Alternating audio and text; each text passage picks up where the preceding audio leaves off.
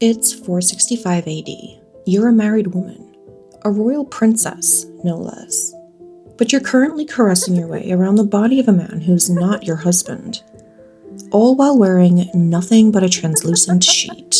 Day in and day out, for 10 days straight, you pressure him to submit to your desires. He's one of 30 men that you have at your disposal for this exact purpose. But how exactly did you get those 30 men in the first place? Well, that all started with you reminding your baby brother, the Emperor, that you share the same father, that his blood runs through both of you equally. And that fact has emboldened you to ask what no other woman of your time would ever dream of saying out loud. You ask why he gets 6 palaces full of women, while you only get one husband.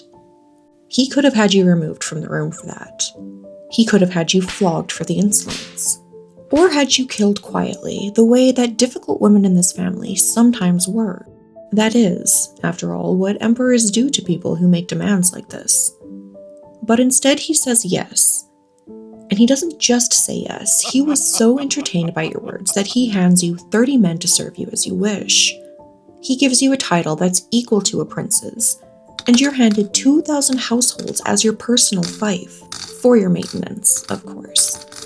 And a marching band, so that nobody in the capital can pretend not to notice exactly what you've been given. For your brother, this isn't madness. It's just how your family works. This is the dark story of Princess Shanyin and the family that spent her entire life teaching her that nothing could ever touch her. Hey everyone, welcome back to The Rose's Past. I'm Rose, and today we're traveling back to 5th century China, into the final rotting years of the Liu Song Dynasty. Because nobody arrives at why do you get 6 palaces and I get one husband, all on their own. Somebody teaches you that you can push the boundaries like that, and in her case, it was almost everyone in her life. We'll start with her father. His name was Liu Jun. History remembers him as Emperor Xiaowu, and he didn't come to the throne through anything that you would call an orderly succession. He came to it through his own brother's corpse. In 453, his older brother Liu Shao murdered their father and seized the throne. It was a coup so violent that it shocked a dynasty already fairly used to bloodshed. Liu Jun raised an army, marched on the capital, and killed his brother, claiming the throne for himself. He was 23 years old at the time, and the lesson that he took from this would define his entire family for the next generation. The throne belongs to whoever is willing to do the unthinkable and survive it. Now, for a while, he actually seemed to be trying to prove that lesson wrong. He issued amnesties, he handed out grain to the elderly and the destitute. He scaled back on palace luxury, and he coined a phrase for how he wanted to govern his new empire: thin for myself, thick for the people. Read only the first few years of his reign, and you would think that you're watching a genuinely principled man on the throne. Then in 459, his other brother Liu Dan rebelled against him from a city called Guanning. Emperor Xiaowu crushed the rebellion, and he didn't stop there. His fury over this betrayal was so intense, and his reaction was so brutal, that he ordered the massacre of the city's entire male population. And then he went a step further, and he handed all of the women over to his army as slaves. Both the young and the old faced the same fates. There was no distinction. This wasn't just an execution of rebel soldiers. It was the erasure of an entire city's population. And he wasn't finished with his own family either. He forced 2 more of his brothers into suicide. He planted clerks inside of his relatives' households, specifically to spy on his own cousins and siblings. Because in this family, trust wasn't a given. It was actually a liability. And then there's the allegations that followed him into every retelling of this dynasty: that he was sexually involved with his own mother. Now that claim comes from the history of the Northern Wei, a rival dynasty's official record, written by people who most likely embellished the stories. because centuries later, the Tang historian Liu Chuyu looked at that claim and more or less called it exactly what it looked like: enemy propaganda that was written into official history. The Song Dynasty agreed with him. Now, although the first claim was most likely fake news, more than one claim like this starts to look a little bit suspicious. That's right, there was a second incest allegation against Xiao, this one involving his own nieces. And this comes from a different kind of source entirely. It surfaces during a real political feud that was made public by his brother Liu Dan, while the two of them were already at war. It said that he kept his brother's daughters as lovers when they came to the palace for a standard greeting. Now, that doesn't make it certain, but it's not foreign wartime propaganda. It's family accusation that was made by someone with intimate access to the inner circle. Whatever the truth of the specific claims, the pattern around Xiao isn't in dispute anywhere. This was a man that took the throne by killing his own brother, who erased a city and called it justice, who spied on his own blood, and who, by every surviving account, was spiraling by the end of his reign into paranoia and excess. He died in 464 at the age of 34 years old after 11 years on the throne. And he left behind 6 children, and every single one of them had seen what he had done in life. Xiao and his Empress, Wang Xinyuan, had 2 children that matter most to us in this story. A daughter, Liu Chuyu, titled Princess Shanyin, and a crown prince named Liu Ziye. Now, Princess Shanyin, she was the elder by a large margin. Most estimates put her birth in the mid-440s, which would make her somewhere between 4 and 6 years older than her brother. By the time he was still a small child, she was already a young woman at court. 2 children from the same parents, raised in the same palace, shaped by the same father. But they came out of that childhood as almost total opposites. Princess Shanyin was the eldest, and by every account, she was a genuinely striking young woman. The histories more or less describe her as the most beautiful woman in the imperial family. As the firstborn, and as a daughter who posed zero threat to the succession, she got something that her brothers never received: her father's uncomplicated favor. She wasn't a rival to anyone. She was just his, doted on, indulged, and taken care of. Her brother, well, he got none of that. In 453, the same year that their father was fighting to seize the throne, 5-year-old Liu Ziye was left behind in the capital. And when the coup briefly turned against his father's side, the boy was seized and imprisoned by the enemy faction. The histories write it plainly that this 5-year-old boy came close to being killed on more than one occasion before he was finally freed. Now imagine the fallout from that. A 5-year-old child teetering on the edge of death because of a war that his father started. He survived it, but he didn't come out the other side intact. And it didn't get any better as he got older. As crown prince, the records describe him as chronically running into faults and transgressions inside of his own residence. His father, watching this unstable, difficult son, seriously considered replacing him as heir in favor of a younger half-brother born to a concubine that Xiao preferred. One child, favored without condition, never questioned, never threatened. The other, traumatized at 5, spent the rest of his childhood being treated as a problem. Princess Shanyin's whole life taught her that she was safe, adored, and untouchable. The crown prince's life taught him that even the people who were supposed to protect him would let him rot in a cell or replace him if he didn't measure up to their expectations. One sibling learned entitlement while the other sibling learned survival. The kind of survival that curdles into something so much darker once it finally gets handed absolute power. Princess Shanyin, meanwhile, was married off during her father's reign to a young official named He, the son of a respected minister and, by reputation, one of the most handsome men at court. On paper, it was an advantageous match. We don't have a single surviving record of what she actually felt about him, though. What we do have is what happens next. In 464, her father dies. Her favored, damaged, dangerous little brother inherits an empire. And fair warning, this next section is graphic. He took the throne at 15, and he was assassinated at 16. In between, he ran one of the most sadistic short reigns in Chinese imperial history. Let's start with his uncles. He had 3 of them, and he decided to humiliate them as an ongoing entertainment. They were overweight, and he had them weighed, and the records say, the way you would weigh pigs before slaughter. One of the uncles, Liu Yu, was the heaviest of the 3. He was nicknamed the Prince of Pigs. And in one documented incident, the emperor had him bound like livestock, delivered to the palace kitchens, and announced to the entire court that it was pig killing day. He was made to eat from a wooden trough on the ground in front of people who used to bow to him. His uncle survived that, but not everyone did.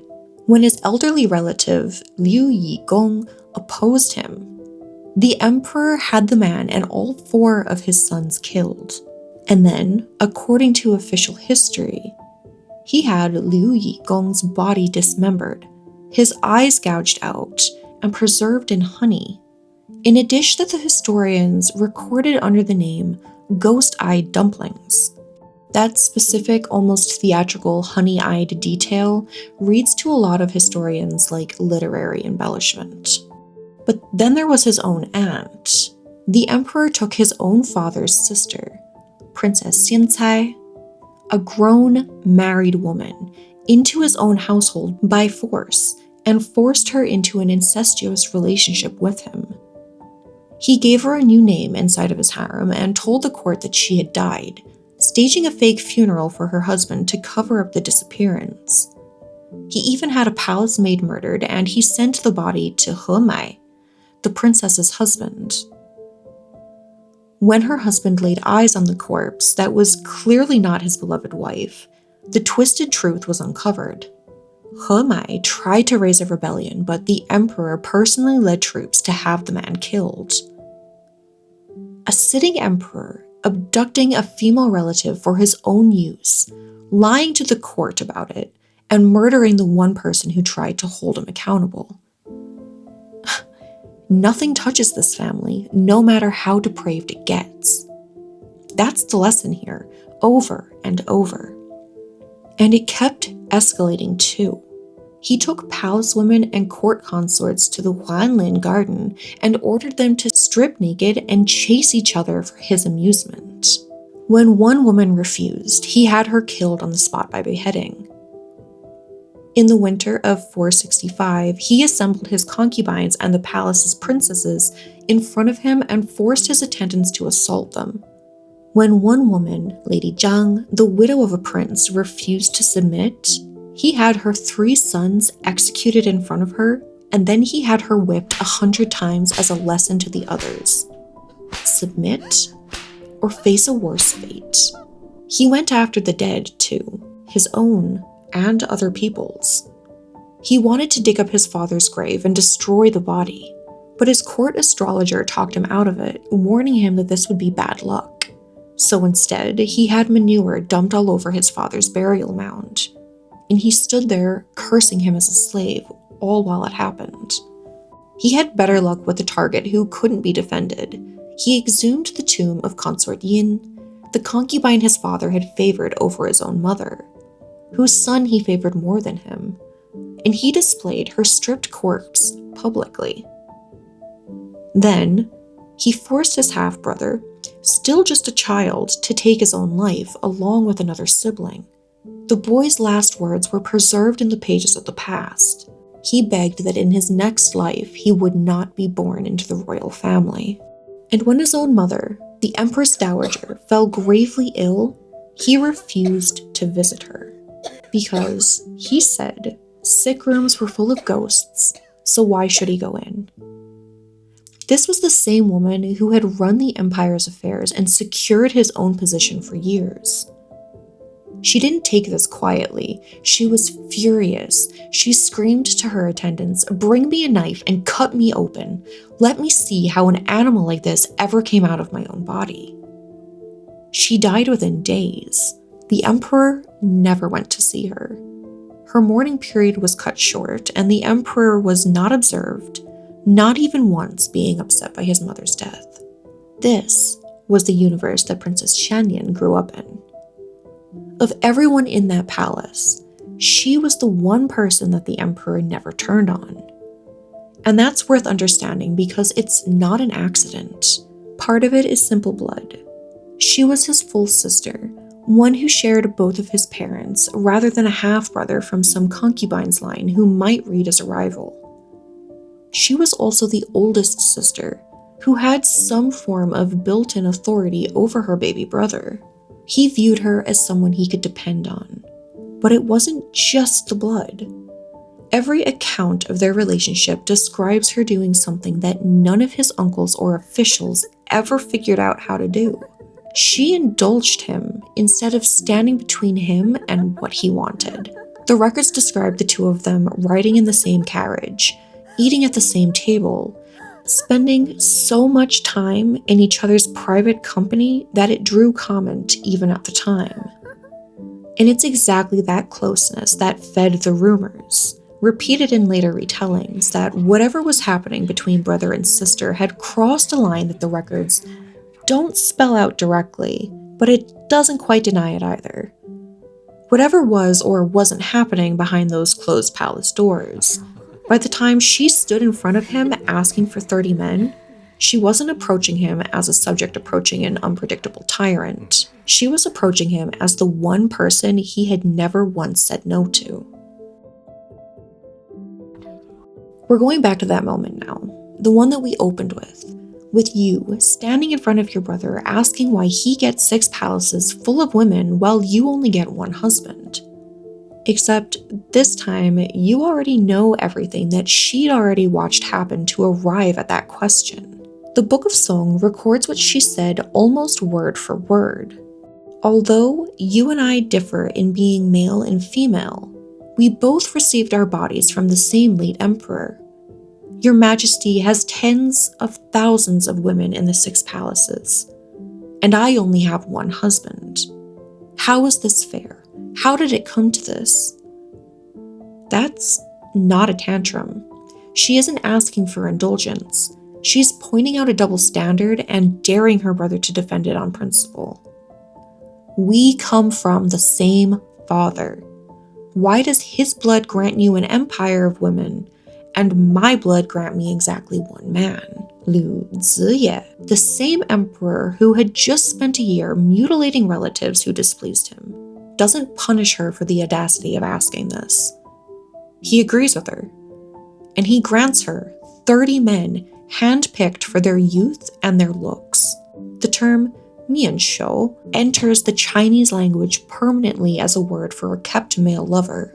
Now, if this story hasn't been enough for you so far, here's another shade to add to the mix. Among the men that Shanyin wanted was a court official named Chuyu, a rising star in the personnel ministry, known for his looks as much as his competence. And as it happened, he was technically her uncle. He was married to her aunt, and in a family that had already normalized reaching for its own relatives, that connection didn't slow her down at all. She asked her brother for him by name and got him. For 10 days straight, according to the Book of Song, Chuyu was held in her household under constant pressure to break his composure. The record's own word is coercion. He never gave in. He resisted, the sources say, even under threat of death. And rather than having him killed for refusal, Princess Shanyin let him go. Now, that's worth sitting with because it's the one moment in this entire story where someone in this family had the power to destroy another person who defied them and didn't use it. Chuyu went on to become one of the most respected officials in the following dynasty, remembered specifically for his integrity. Her own husband even seemed to have understood exactly what he was competing with. He Ji spent much of the marriage trying to model his bearing and manner on Chu Yuan, to the point that people at court took to calling him Little Chu, and it didn't work. Whatever it was that Princess Shanyin actually wanted, her own husband, imitation and all, still wasn't it. The other 29 men in her household don't get that kind of individual story. Later tradition describes them as organized under a hierarchy of their own, not unlike the ranked tiers of royal consorts in a harem. And some retellings go even further, claiming that the men competed, even physically, for her favor, on her order. Now, a belief of being untouchable like that really only survives as long as nobody with real force decides to test it. In the first days of 466, someone finally did. On New Year's Day, the emperor was presiding over a ceremony that was meant to ward off ghosts, when a member of his own inner circle turned on him. Shou Jiju wasn't some minor guard who had simply had enough of being shouted at. He was a personal attendant, someone trusted, and more importantly, somebody who was close enough to the emperor to be in close proximity. His uncle, Liu Yu, had spent weeks quietly recruiting him, along with several other of the emperor's close attendants. The emperor tried to run. He tried to shoot them with arrows, but he missed. He couldn't get clear in time, and they killed him on the spot. He was 16 years old, and 16 months into a reign that had terrorized his own family more thoroughly than any outside enemy ever managed to. Power passed almost immediately to the very uncle that he tormented, the Prince of Pigs himself, who became Emperor Ming. One of his first acts as ruler was to settle accounts with what remained of his predecessor's line. The edict came down the next day in the name of the Grand Empress Dowager. It named two people specifically: Liu Ziye, the second brother, condemned as stubborn and vicious, extreme in wickedness, defying in principles of heaven, and Princess Shanyin herself, condemned for indulging in lust and debauchery, for keeping male favorites in her private home, for possessing, in the language of the edict, no trace of proper human relations. Both were granted the permission to take their own lives in their private residence. Liu Ziye, 15 years old, died first. Princess Shanyin followed him soon after, most likely by hanging or poison, the quiet, standard methods that were reserved for royalty. She was somewhere in her early 20s, several years older than her brother she'd outlived by exactly a few hours. Now, we don't know exactly where she was buried. There was no marker or tomb inscription that survived for her, though historians generally place her along with her brothers somewhere in the family's burial ground near what is now Nanjing. Her husband, He Ji, survived the purge entirely. The records tell us that he was spared because he had been so utterly neglected by his wife that he wasn't a threat to the new emperor. So, where does that leave us with Princess Shanyin? Not as a villain exactly, though what she did to the men in her household, the ones with no real power to refuse her, deserves to be treated as what it was rather than get waved away. And she's not a pure victim either, though the ending she got, killed largely for the crime of surviving her brother, does earn some real sympathy. She's actually something a lot harder to pin down. She's a young woman who spent her entire life being shown by every single adult who was supposed to teach her right from wrong that this family simply didn't answer to anyone. Her father showed her that a massacre could go unpunished. Her brother showed her that abduction, mutilation, and mass assault could go unpunished. Of course, she believed that when she finally asked for something of her own, that the rules governing everyone else in the court didn't apply to her, because they didn't, right up until the moment that they very suddenly and very violently did. But the one thing that sets her apart from the rest of her family, she never killed a single person. So, what do you think about the story of Princess Shanyin's life? Do you think that her family's access to unbridled power is what made her into what she became? Or was she always destined to reach above what her sex entitled her to? Drop your thoughts in the comments below. I read every single one and I would love to hear your take on this. Please hit that like button, subscribe if you haven't already, and hit the notification bell so you don't miss future videos. Until next time, keep questioning, keep exploring, and remember, the more you know.